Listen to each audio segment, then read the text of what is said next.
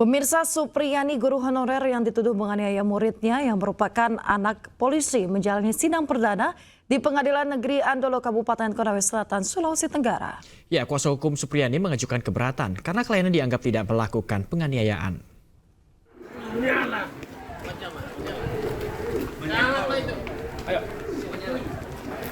Sidang perdana berisi pembacaan dakwaan oleh Jaksa Penuntut Umum Supriyani didakwa kasus penganiayaan terhadap anak muridnya yang terjadi pada April lalu. Atas dakwaan tersebut, terdakwa dan kuasa hukumnya keberatan hingga mengajukan eksepsi untuk sidang berikutnya. Menurut kuasa hukum, kliennya tidak bersalah dan dinilai terdapat kejanggalan dalam proses hukum yang selama ini berjalan. Sidang berikutnya diagendakan pada Senin 28 Oktober 2024 mendatang.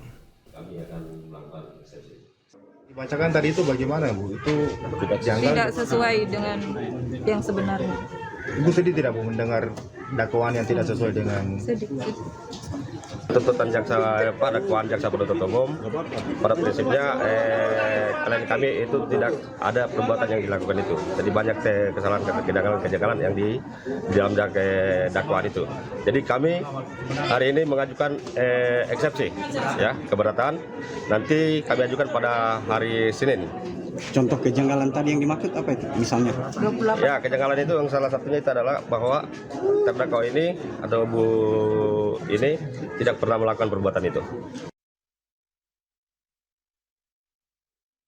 Pemirsa, orang tua korban yang juga anggota Polsek Baito membantah meminta uang damai 50 juta dalam kasus dugaan penganiayaan Supriyani, guru honorer di Konawe Selatan.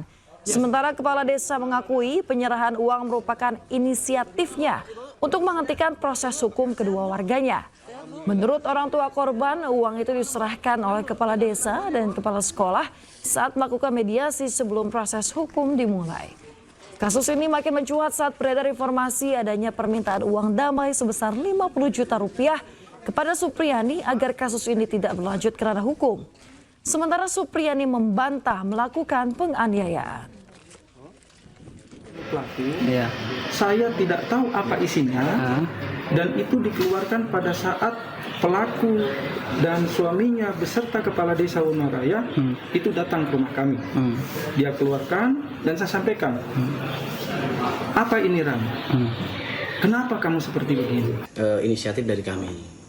Intinya, Kami itu siapa-siapa? Saya begitu selaku pemerintah karena melihat warga saya itu ibalah dengan artinya keluhan bahwa beliau itu bagaimana Pak, saya sementara begini, cobalah berupaya. Jadi saya selaku pemerintah menyampaikan itu, dan itu hasilnya saya sampaikan kepada pihak Ibu Supriyani, bagaimana ini dengan opsi ini kira-kira bagaimana. Itu dia terdiam.